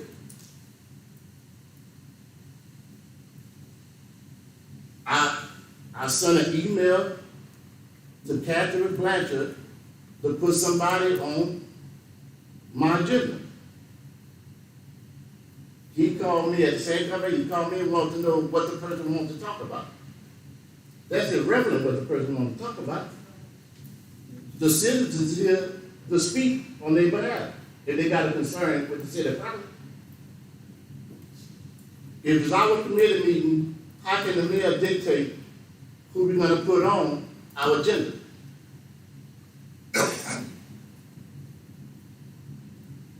It's just that simple. If that's the case, we don't need to be here.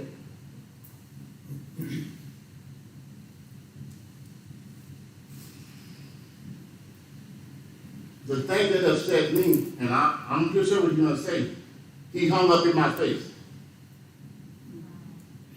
That's a personal problem. And if I'd have came up here, I'd have broke your jaw. That's what I'd have did. I think you gotta be careful, Mr.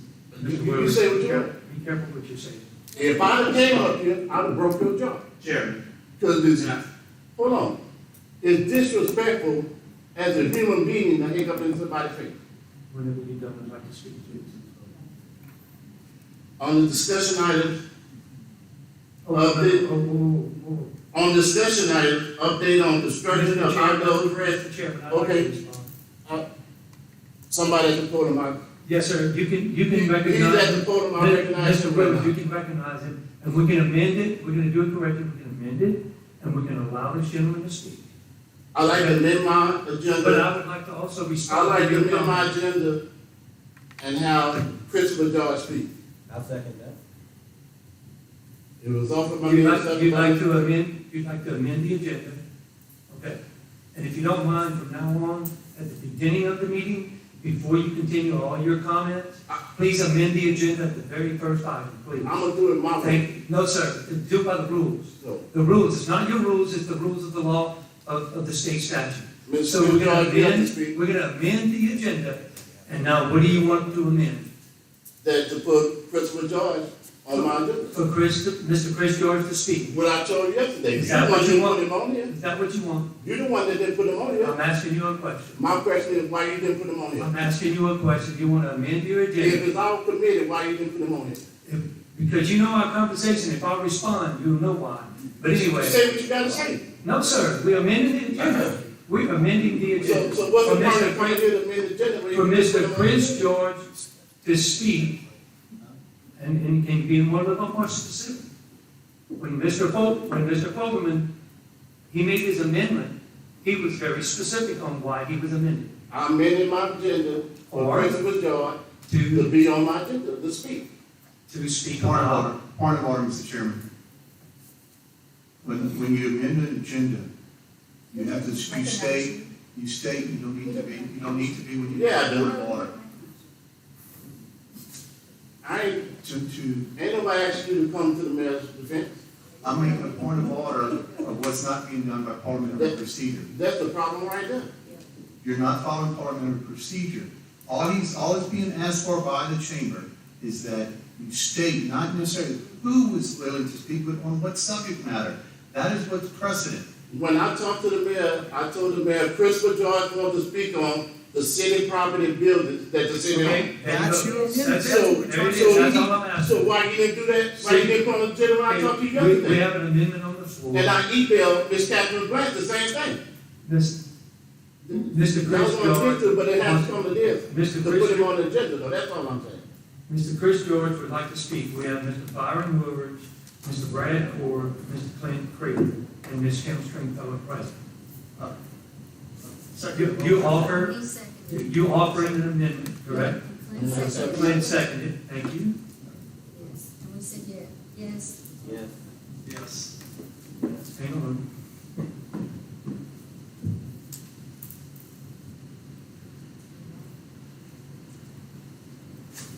All right, please. Yes. Yes. Yeah. Thank you very much. Chris, All in favor, right? Yes, it does pass, the amendment does pass. Now, if you don't mind, Mr. Woodridge, would you make a motion to allow Mr. I'd like to make a motion to allow Mr. Chris George to to speak? speak. Thank you. Second. Offered by me, second by Mr. Clint. Very good, thank you. Any discussion? All in favor?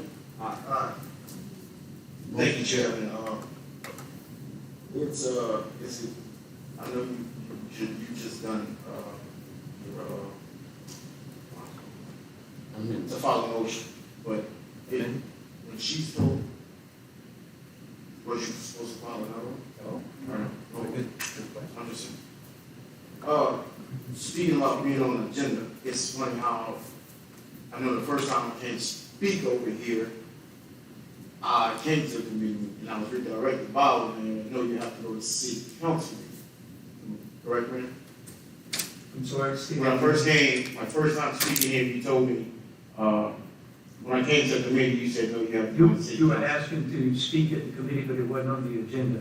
So I said if you'll come to a regular council meeting, you can fill out a speaker card, and then you can speak at that point. Okay, but I know plenty of people that filled out speaker cards that you did not allow to speak. Because it was not on the agenda.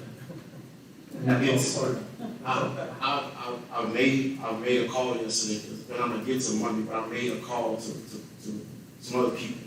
And that is not, it's against our right.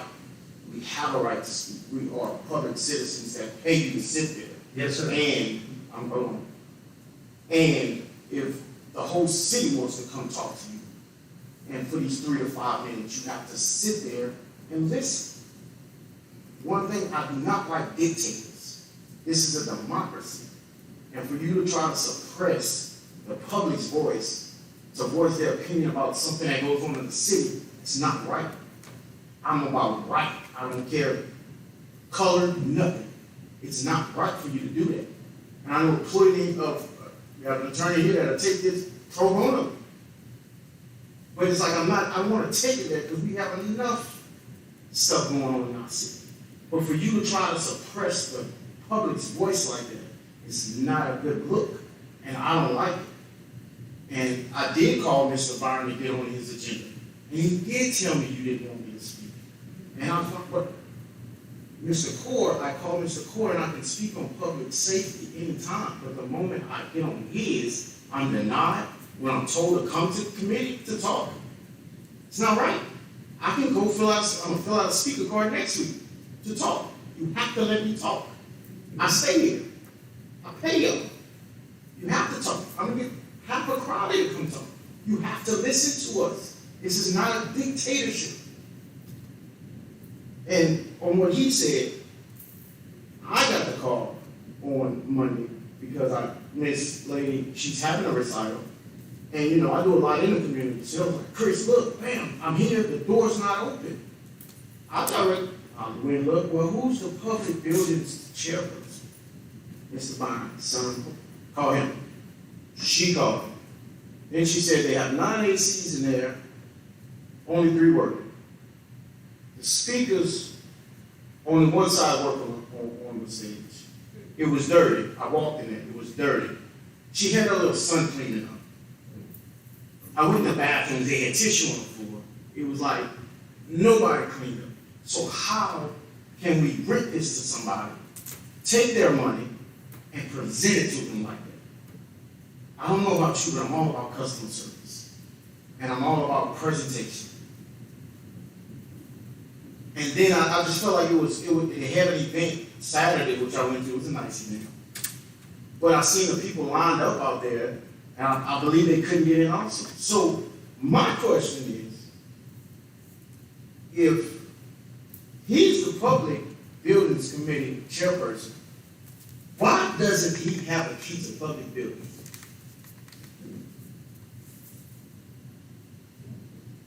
Like that's an answer. I need an answer. Mr. Chairman. I'll answer that. Okay. Same reason I don't have signature on the signature card for the city as well. I can't sign a check for the city, even on a revenue and finance check, Why is that? by law. It's also So safety. is the law that he cannot get a key It's to also a public? safety measure. We don't, you start one key, because there's any coach that's ever coached anywhere, you give one key away, and guarantee you. But he is the Public Buildings chairman. He said- I don't want Mr. this. George, I understand. I didn't say Mr. I'm not- Stringfellow needs a key, Mr. Core needs a key. I called him on Memorial Day, because this lady couldn't get in the building, which she paid for. I just answered the question, is all. You say it's against the law. No, I said for me to sign on the signature is this. But for him, the rationale, honestly, I don't see a reason why he needs to have a key. That's okay, prime point. If he doesn't need a key, right, we called him, he couldn't do nothing for us. I called you. I'm not saying it wasn't a breakdown in communication. I'm just saying, I called you, 254-1130 is my phone number, you didn't answer for me, I know your phone, I called you. I'm not gonna say your phone, 458-3602, that's your number, I called you, you didn't answer for me either. Did you leave me a message?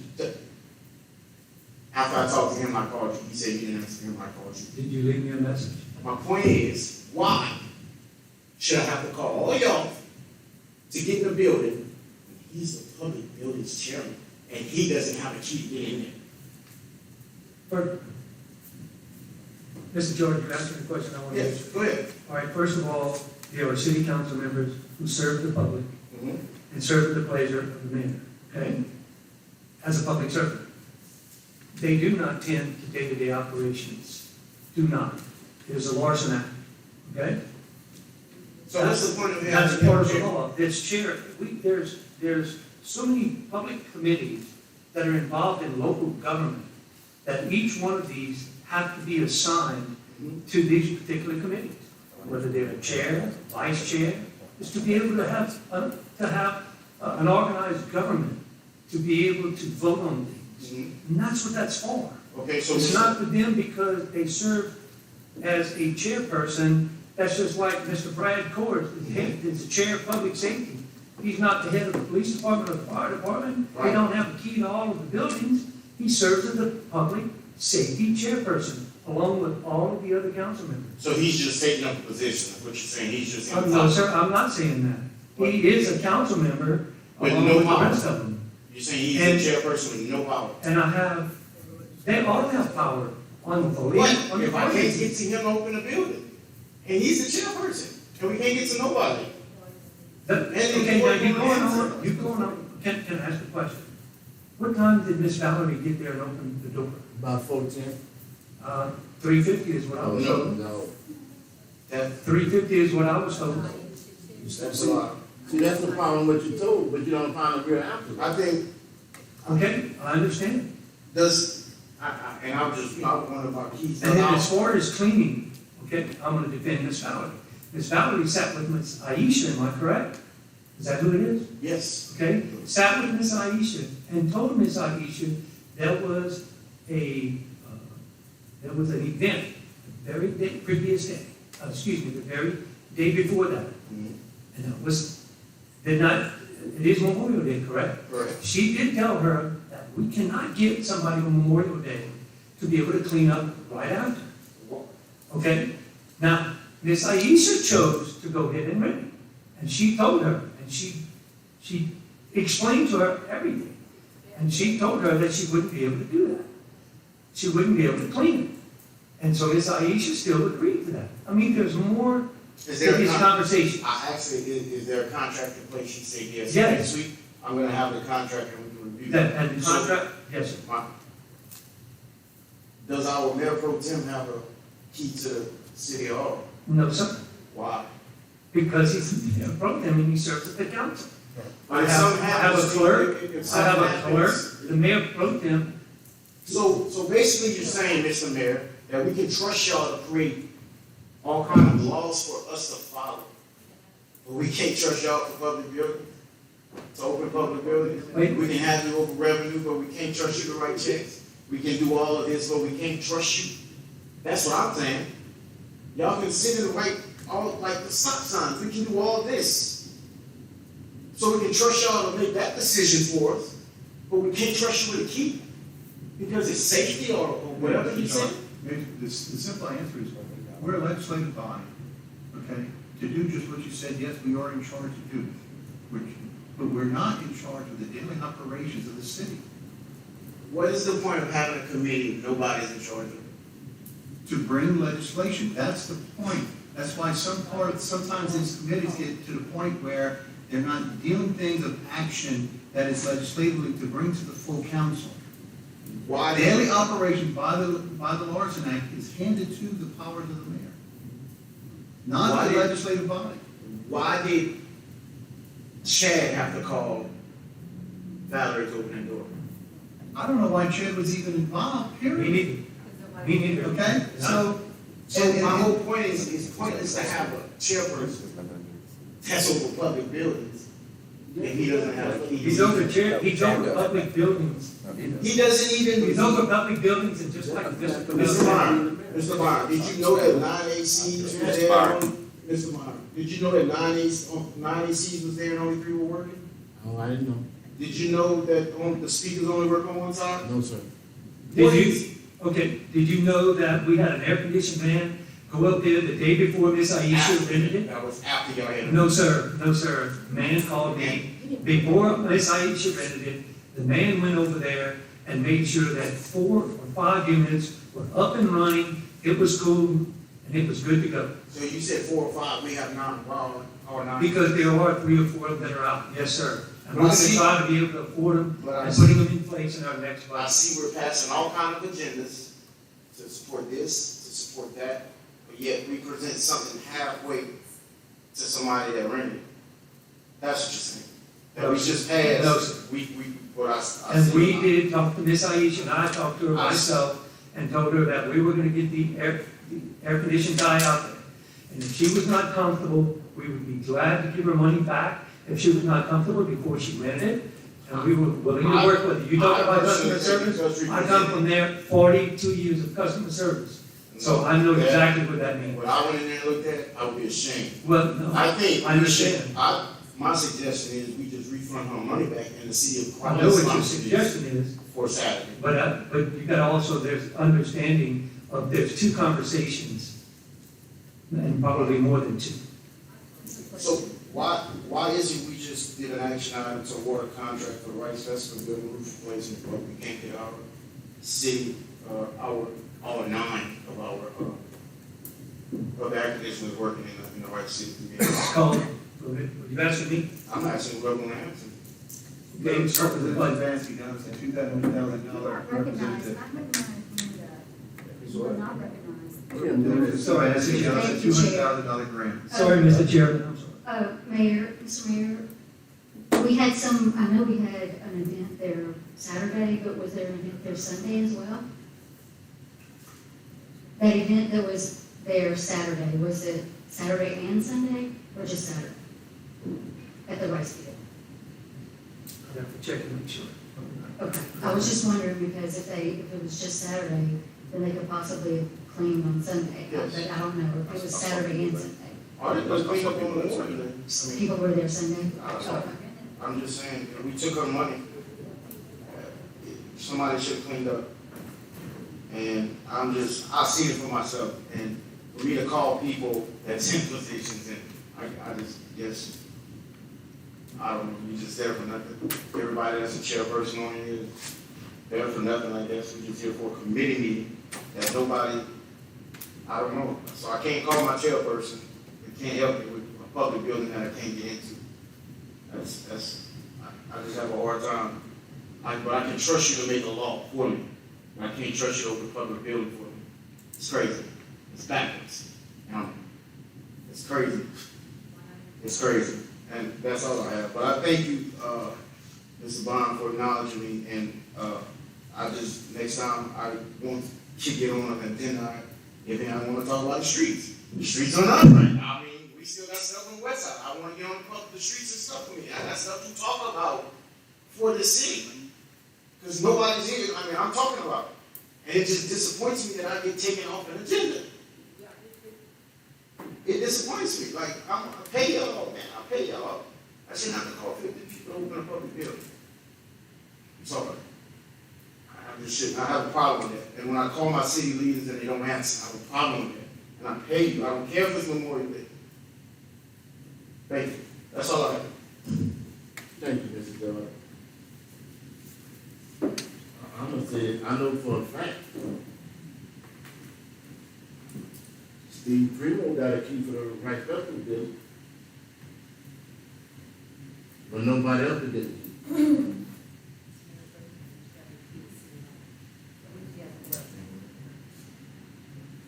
Sorry? I know for a fact, Steve Primo got a key for the Rice Festival building. I'm not aware of that. It wasn't given by me. I've been given under previous administration. Well, when the new mayor come in, they should go through the T law and find out if all the keys where they at, who signed from it and all that. So, you lead me to believe you didn't do that. Whatever you might think, Mr. Wilkes, I appreciate it. That's the fact, if you don't know if you got a key or not. I always tell y'all, it's black and white. That's the way it is. I don't mean black and white color. I mean black and white on paper. No further business came before the public business review session.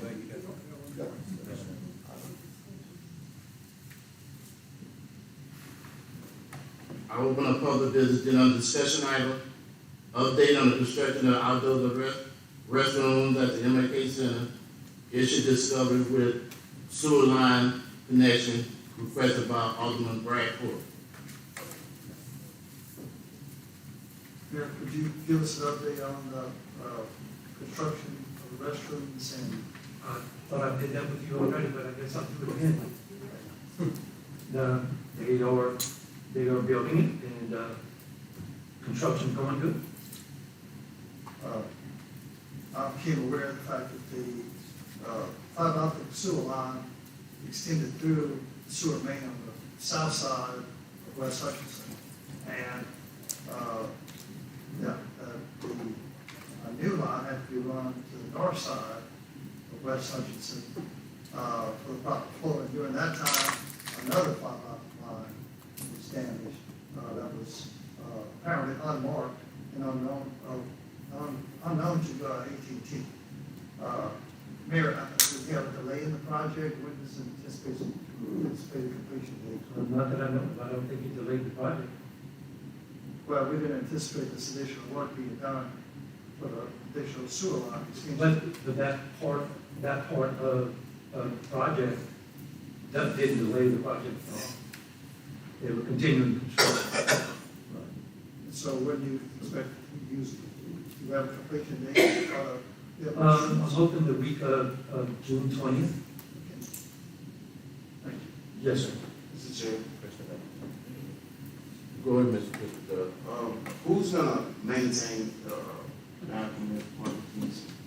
That's me. I would think the city and the two people that work at the MLK Center.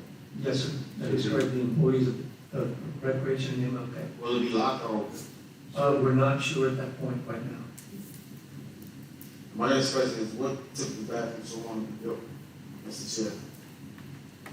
If I listen to Mr. Morgan complain and Grant money. Grant money and architect, that's what I heard. Yes, sir. thank you.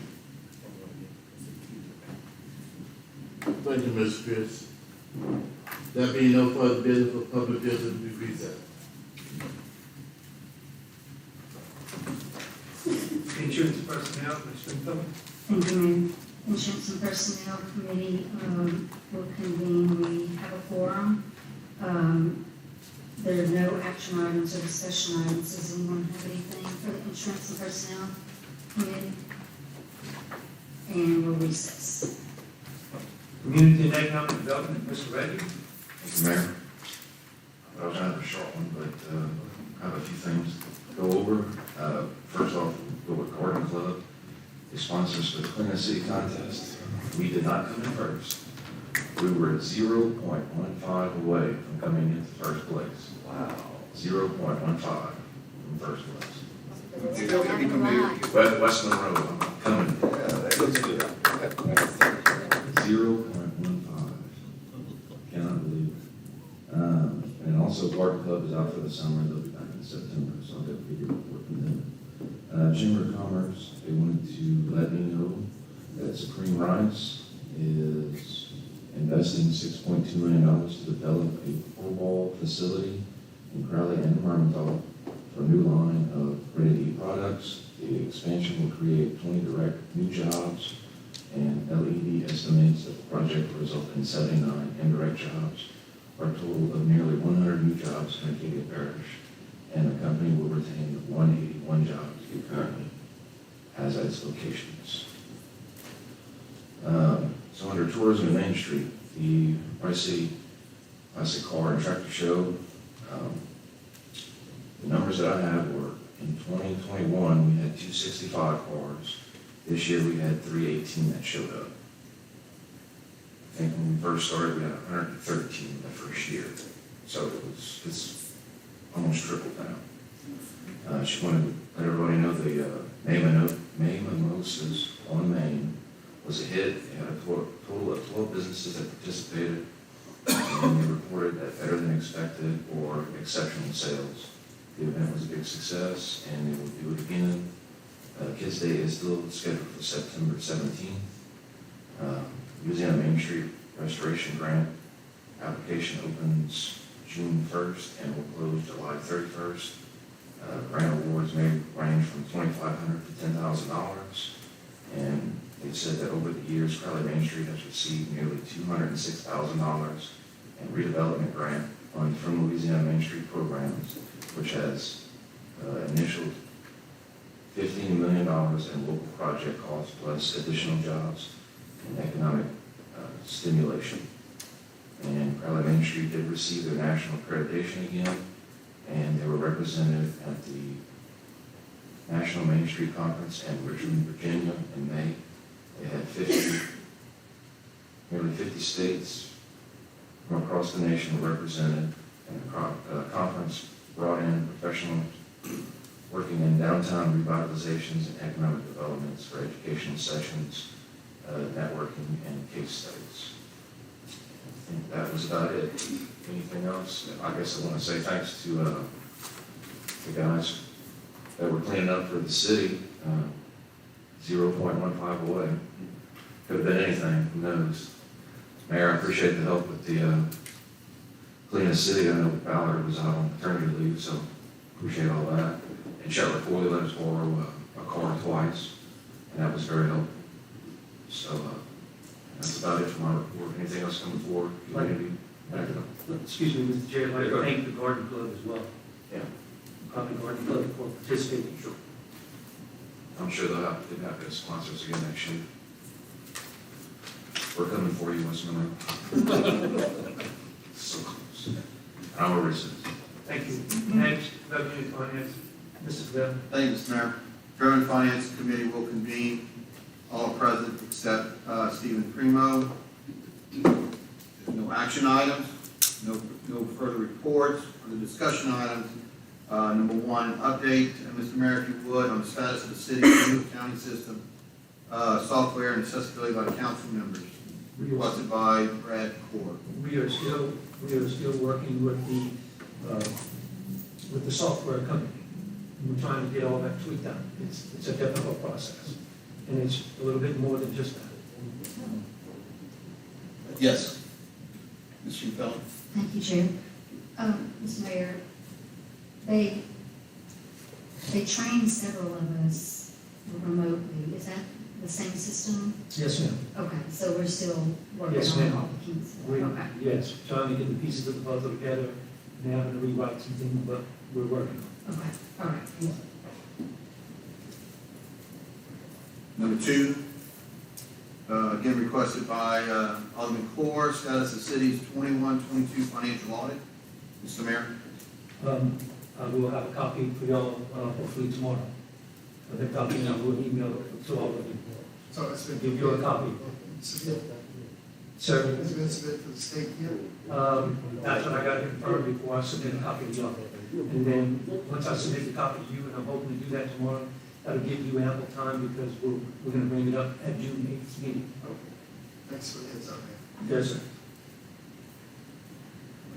And number three, reasons why monthly financial reports are not being submitted to council members for review. This past month, there was an accident on our part. Miss Catherine assumed whenever Miss Chantel was giving you each month, Miss Catherine assumed that she had to wait till the bank recs got done. So that's what the delay was for. And, but she understands that. So we're going to get that out to you as soon as possible. I appreciate it. Oh, you're welcome. There's no other business coming before the Revenue Finance Committee. Committee recess.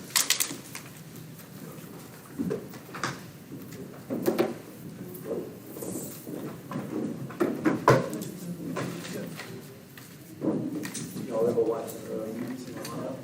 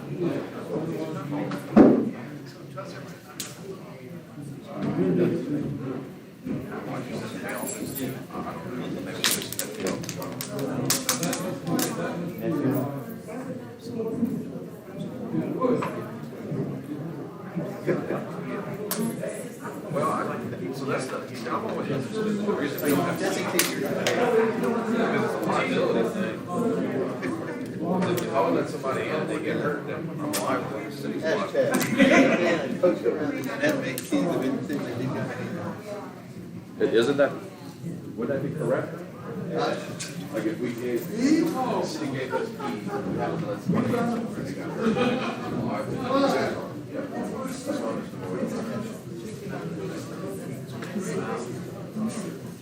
Yes, sir.